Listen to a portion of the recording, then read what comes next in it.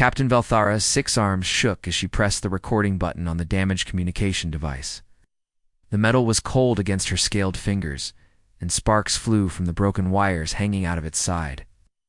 She had tried to fix it 3 times already, but the plague ship attack 2 weeks ago had done too much damage. Now it could only send the weakest signals into space.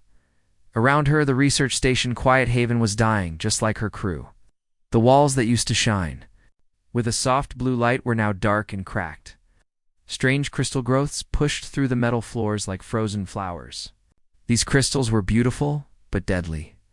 They were the sign of the plague that was killing her people. Valthara looked through the small window at the stars. Somewhere out there, her home planet Zephyr was probably already dead. The last message she had received was 3 months ago. It said the crystal plague had reached the capital city. After that, nothing but silence. She cleared her throat and began to speak into the recording device. Her voice was weak because the crystals were growing inside her chest, making it hard to breathe. This is Captain Valthara of the Zephyrian. Research Station Quiet Haven. If anyone receives this message, please know that we tried to survive. We tried so hard. She paused and coughed. Small crystal pieces came out of her mouth and fell onto the floor with tiny ringing sounds. Each piece was like a small bell, and they made sad music when they hit the metal. Our people lived for 1,000 years on the planet Zephyr. We wrote our poems with ink that glowed in the dark. Our children sang songs that could break crystal. With their voices, we built cities that floated in the clouds and grew gardens in space. We were happy. Valthara's second pair of arms moved to touch a small photograph on the desk beside her. It showed her family, her partner Zekon, and their 3 children. All of them had probably turned to crystal by now. She tried not to think about it. The plague came from the outer systems 6 months ago. At first, we thought it was just a strange disease that made people sick. But it was not like any sickness we had seen before. It changed living things into crystal. It's beautiful, perfect crystal that could not move or think or feel. She looked around the station's control room, where there used to be 30 crew members. Now there were only 7. She could hear Torvik coughing in the medical bay down the hall. His cough had the same crystal ring that hers did. Soon he would stop coughing forever, and then there would be 6. The crystals start small. They grow under your skin like tiny seeds. You do not feel them at first, but they spread through your blood and into your organs. Your heart becomes crystal. Your brain becomes crystal. But the worst part is that you stay awake. You can think and see and hear as you turn to stone. You just cannot move or speak. Valthara had to stop recording because her hands were shaking too much. The crystal growths on her arms were bigger now than they were yesterday. They looked like purple and blue flowers made of glass. In different circumstances, she might have thought they were pretty. She started recording again. We tried everything to stop the plague. Our best doctors worked day and night. We made medicines and tried different treatments. Nothing worked. The crystal always won. It seemed to think and change to beat whatever we used against it. Outside the station, she could see the remains of other ships floating in space. They had all been plague ships, vessels whose crews had turned to crystal while flying. The ships kept moving through space with their crystal crews inside, beautiful and terrible monuments to the dead. Some of the plague ships attacked us. We think the crystal can control the ship systems even after the crew dies. The ships seem to want to spread the plague to new places. We fought them, but our weapons could not stop them all. They damaged our communication system before we destroyed them. Valthara's youngest crew member, Lenara, walked slowly into the control room. Half of her face had turned to crystal, but her other eye still moved and looked around. She could not speak because crystal had grown over her mouth, but she nodded at Valthara to show she was listening. If you receive this message, please be careful. The crystal plague is smart. It learns and changes. Do not come here to help us. We are already dead. But maybe you can learn from our mistakes. Maybe you can find a way to stop it before it reaches your people. The recording device made a weak beeping sound. Its power was almost gone. Valthara spoke faster now. We'll keep sending this message as long as we can. Our transmission is very weak, so it probably will not travel far. Well, but if someone hears it, please remember us. Remember that the Zephyrian people lived and loved and tried to be good. Remember that we sang beautiful songs and wrote glowing poems and built wonderful things. The device made one final beep and went dark. Velthara sat back in her chair and looked at the stars one more time. Their message would travel through space like a whisper, probably never reaching anyone who could hear it. But she had tried. It was all anyone could do. Lieutenant Jimin Park rubbed his tired eyes and looked at the clock on his computer screen. It was 3 in the morning, and he had been working alone at the Deep Space Monitoring Station for 6 hours. The station Argus floated quietly in space, near the edge of Earth's solar system, listening for signals from faraway places. Most nights were boring. Jimin would sit in front of dozens of screens that showed nothing but static and random noise from space. Sometimes he picked up radio waves from old Earth satellites or strange signals from distant stars. But tonight felt different. Something was making a very weak sound that his computers could barely hear. Jimin put on his headphones and turned up the volume. At first, it sounded like wind blowing through trees. But then he heard something else, a pattern hidden in the noise. His translation computer started working, trying to understand what the pattern meant. "Come on," Jimon whispered to himself. He had been doing this job for 3 years, and he had never found anything interesting. Other people at the space agency found new planets and alien signals. Jimin only found space junk and old satellite noise. The computer made a soft beeping sound. It had found something. Numbers appeared on Jimin's screen, mathematical patterns that looked like they came from someone smart. His heart started beating. Faster. This was not random noise. This was a real message from somewhere far away. Jimin called his supervisor, but no one answered. Everyone else was asleep. He decided to work on the message by himself. He made himself a cup of coffee and sat down to listen more carefully. The signal was very weak. It kept fading in and out like a radio station that was too far away. Jimin used his best equipment to clean up the sound. Slowly, he began to understand that someone was speaking. The voice was strange. Not human, but the computer could translate some of the words. After 2 hours of work, Jimin heard the first clear sentence. "This is Captain Velthara of the Zephyrian Research Station, Quiet Haven." His coffee cup fell out of his hands and broke on the floor. He was listening to an alien. Jimin worked all night to understand the full message. The alien captain was telling a horrible story about a plague that turned living things into crystal. She talked about her dead planet and her dying crew. She said they had tried everything to stop the disease, but nothing worked. The most frightening part was when she talked about plague ships. Alien vessels that were controlled by crystal creatures. After their crews died, these ships attacked other ships to spread the disease. Captain Velthara's message was a warning to stay away from their system. When the sun came up, Jimin had translated the entire message. He read it 3 times to make sure he understood it correctly. Then he printed it out and ran to find his boss. Admiral Tay Rodriguez was drinking coffee in his office when Jimin burst through the door. "Sir, you need to see this right now," Jimin said, breathing hard from running. Admiral Rodriguez was a calm man who never got excited about anything. He had been in the space agency for 20 years and had seen many false alarms. "Slow down, Park. What did you find? Another old satellite?" "No, sir. This is different. This is from aliens, and they need help." Jimin put the translated message on the Admiral's desk. Admiral Rodriguez picked up the papers and started reading. His face changed as he read each page. His eyebrows went up when he read about the crystal plague. His mouth opened when he read about the plague ships. When he finished reading, he was quiet for a long time. "Where did this come from?" the Admiral asked. "Star system 43 light-years from here," Jimin said. "What? The signal is so weak that it probably took months to reach us." "Sir, these people are dying and they asked for help." Admiral Rodriguez read the message again. "Park, this message says to stay away. Captain Velthara is warning us not to come to their system because the plague is too dangerous." "Yes, sir. But they also said they tried everything and could not find a cure. Maybe we can help them. Maybe humans can do something that Zephyrians could not do." The Admiral stood up and walked to his window. He could see Earth in the distance, blue and beautiful and safe. No crystal plague had ever threatened humanity. They could ignore this message and pretend they never heard it. No one would blame them for staying away from a dangerous alien disease. But Admiral Rodriguez thought about his own children sleeping safely in their beds on Earth. He thought about how he would feel if Earth was dying and sent a message asking for help. Would he want aliens to ignore his people's cry for help? Park.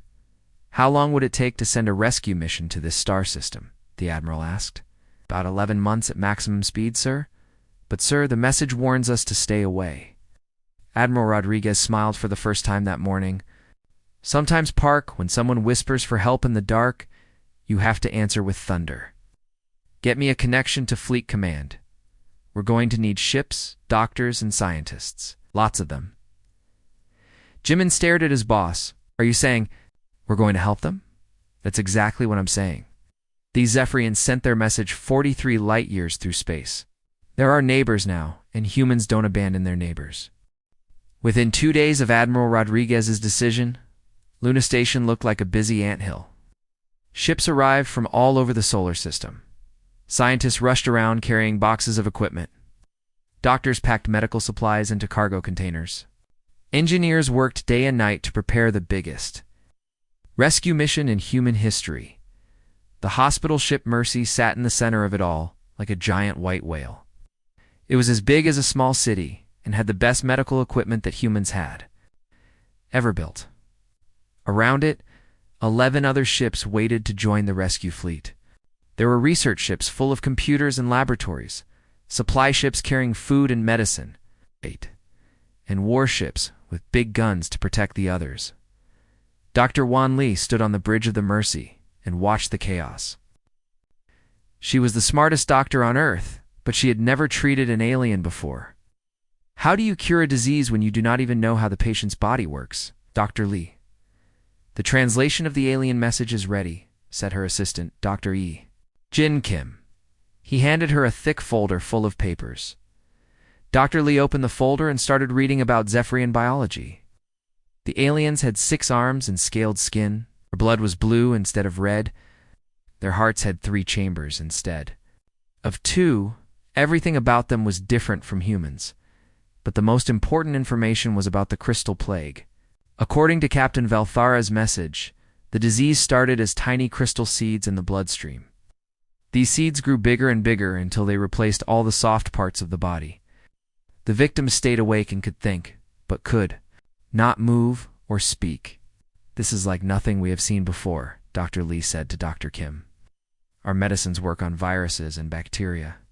But this plague seems to be made of living crystal. How do you kill a rock? Dr. Kim looked worried. Maybe we cannot kill it? Maybe we can only slow it down or stop it from spreading? Dr. Li shook her head. No, we did not come all this way to give up before we start. There has to be a way to reverse this disease. Crystals can be dissolved. Just need to find the right chemical. In another part of Luna Station, Captain Jin Webb was meeting with his officers on the bridge of the Mercy. Captain Webb was a tall man with gray hair and kind eyes. He had been flying spaceships for 15 years, but he had never led a mission this important. The journey to the Zephyrian system will take 11 months, he told his officers. That is longer than any human has ever traveled through space. We will be completely alone out there. It's no help from Earth. No way to come back quickly if something goes wrong. His first officer, Commander Nari Song, raised her hand. What? If the plague ships attack us when we arrive, the alien message said these crystal-controlled ships are very dangerous. Captain Webb pointed to the warships floating outside the window. That is why we are bringing the thunder and the lightning with us. These ships have our newest weapons and the best shields we have ever built. If the plague ships want to fight, we will give them one, another officer asked. Sir, what if we cannot cure the plague? What if we travel all that way for nothing? Captain. Webb was quiet for a moment. Then he smiled. Officer Park, let me tell you about my grandfather. During the old Earth Wars, he was a rescue pilot. He flew into dangerous places to save people who were trapped. One day I asked him why he risked his life for strangers. He said, Jin, when someone calls for help, you answer. It does not matter if you know them. It does not matter if it is dangerous, you answer, because that is what good people do. The officer nodded, but still looked worried. But sir, these are aliens. They are not even human. Officer Park, 43 light years ago, someone whispered into the darkness asking for help. That whisper traveled across space for months until it reached us. Now we know that we are not alone in the universe. We have neighbors, and our neighbors are dying. Captain Webb's voice got stronger. We did not choose to be the ones who heard their message, but we did hear it. That makes us responsible. Down in the medical laboratories, Dr. Wan Li worked. With a team of 20 doctors and scientists, they studied every piece of information about the crystal plague. They ran computer simulations and tested different chemicals on artificial crystal samples. Dr. Kim brought her a cup of coffee and sat down beside her. Dr. Li, I have been thinking about something. The alien message said the crystals are alive somehow. What if they are not really a disease? What if they are some kind of life form that is trying to survive? Dr. Li stopped typing and looked at him. What do you mean? Well, maybe the crystals do not want to hurt anyone. Maybe they just do not understand that they are killing their hosts. Maybe we can communicate with them instead of trying to kill them. Dr. Li thought about this idea. It was crazy, but it might work. Dr. Kim, start working on that theory. If the crystals are intelligent, maybe we can teach them how to live without killing their hosts. As the days passed, more ships joined the rescue fleet. News reporters came to interview the brave humans who were going to save alien strangers. Children sent drawings and good luck messages. Everyone on Earth was watching. Finally, Admiral Rodriguez came to see the fleet off. He shook hands with Captain Webb and Dr. Li. You are making history, he told them. Win or lose, the universe will remember that when someone asked for help, humanity answered. The engines of 12 ships roared to life, and the greatest adventure in human history began. 11 months later, the human fleet dropped out of hyperspace at the edge of the Zephyrian system. Captain Jin Webb stood on the bridge of the Mercy and stared at his screens in shock. He had expected to find a few sick aliens on a research station. Instead, he found a graveyard. Hundreds of ships floated through space like frozen sculptures. Their hulls had been transformed into beautiful crystal structures that caught and reflected the light from the system's star. Some ships looked like giant flowers made of purple and blue glass. Others had become geometric patterns that hurt to look at directly. My God, whispered Commander Nari Song. Many people died here. Dr. Wan Li joined them on the bridge. Carrying her medical scanner, the readings showed that every ship out there still has life signs inside, but they are not moving or responding to our signals. Captain Webb understood what that meant. Somewhere inside those crystal ships, alien crews were still alive, but trapped forever in bodies made of living stone. They could see and hear and think, but they could not move or speak or die. Sir, we are getting a signal from something called Quiet Haven, reported the communications officer. It is very weak, but it is definitely the research station from the original message. Put it on screen, Captain Webb ordered. The main viewing screen showed a small space station that looked like it was covered in crystal flowers. Parts of it were still metal, but crystal growths had spread across most of its surface. A tiny beacon flashed on and off, sending the same message that Lieutenant Jimin had heard on Earth. Life signs, Captain Webb asked. 7, sir. Very weak, but still alive. Dr. Li checked her equipment one more time. She wore humanity's most advanced environmental suit, designed to protect her from any alien disease. Behind her, a team of 12 medical specialists prepared to board the alien station. Remember? Dr. Li told her team, do not touch anything with your bare hands. Do not remove your helmets for any reason. If anyone starts feeling strange, report it immediately. The medical shuttle flew carefully through the field of crystal ships. Some of them were so beautiful that the human doctors stopped working, just to stare. One ship had become a perfect crystal rose with petals that moved slowly in the solar wind. Another looked like a cathedral made of rainbow glass. It is horrible and beautiful at the same time, said Dr. Kim through his radio. They docked with Quiet Haven and entered through an airlock that still worked. Inside, the station was like a crystal garden. Glowing growths covered the walls and ceiling like frozen flowers. Everything was silent, except for the soft ringing sounds that the crystals made when they touched each other. Dr. Lee followed her scanner down the main corridor. The life signs were coming from the control room at the center of the station. When they arrived, they found her. Captain Velthara sat in her command chair, but she was barely recognizable as a living creature. Crystal growths covered most of her body. Her 6 arms had become beautiful sculptures of purple and blue stone. Only her face was still flesh, and even that was half covered in glittering crystal. But her eyes were alive. When she saw the humans enter her control room, her eyes went wide with surprise. Dr. Lee knelt down beside the alien captain and scanned her with her medical equipment. Captain Velthara, can you hear me? I am Dr. Wan Lee from Earth. We received your message? The alien's mouth was partially covered with crystal, so she could not speak clearly. But she managed to make a few sounds that the translation computer understood. Impossible. You came. Why? 'Cause you asked for help, Dr. Lee said simply. She took out a small device and carefully scraped a sample of crystal from the captain's arm. The alien did not seem to feel any pain. Dr. Lee's team spread out through the station to find the other 6 survivors.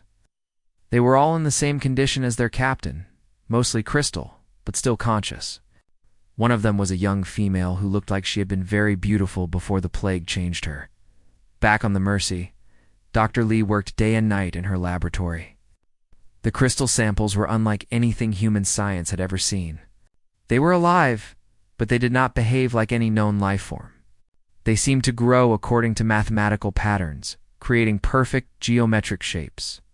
Dr. Lee said, Dr. Kim, after 3 days of testing, I think you were right about the crystals being intelligent. Look at this. He showed her a computer screen with moving patterns. When I played music near the crystal samples, they started changing shape and rhythm with the music. And when I showed them pictures, they tried to copy the patterns. Dr. Lee stared at the screen. They are not trying to kill their hosts. They are trying to communicate. They do not understand that they are hurting anyone. Exactly. And look at this. Dr. Kim pointed to another screen. When I introduced human blood cells to the crystal sample, something amazing happened. The crystals started dissolving themselves. Dr. Lee grabbed his arm. What do you mean? I mean, human blood contains something that makes the crystals want to change back into normal living tissue. It is like they recognize that they made a mistake and they want to fix it. Dr. Lee felt hope for the first time in months. Dr. Kim, start preparing hybrid antibodies using human and Zephyrian blood samples. If we can teach the crystals how to change back, we might be able to save everyone.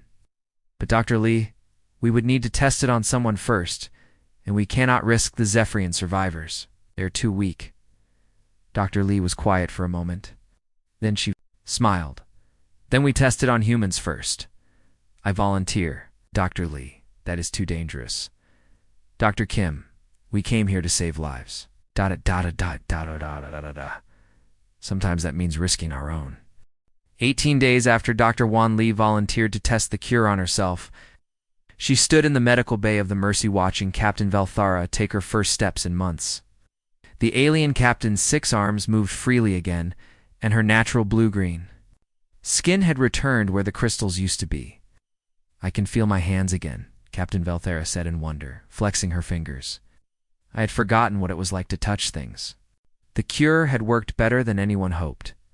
Dr. Lee's team had created special medicine that taught the crystals how to change back into normal living tissue. The crystals were not evil, they were just confused. When they understood what they were supposed to do, they fixed themselves. Dr. Lee smiled as she watched more Zephyrian survivors walk around the medical bay. Lenara, the young female whose face had been half crystal, was now completely healed. Oh, yeah. She was crying tears of joy and hugging everyone she could reach. Dr. Lee said, Dr. Kim, the last batch of medicine is ready. We can start treating the people on the crystal ships now. Over the next few weeks, human medical shuttles flew to every crystal ship in the system. They found thousands of Zephyrian survivors trapped inside their own bodies. Some had been conscious and aware for over a year, unable to move or speak but able to think and feel everything. The treatment was simple. The human doctors injected the hybrid medicine into each crystal victim, Within hours, the crystals began dissolving and changing back into normal tissue. People who had been living statues for months suddenly could move and talk again. But the real work came after the medical treatment. The Zephyrian system needed to be rebuilt.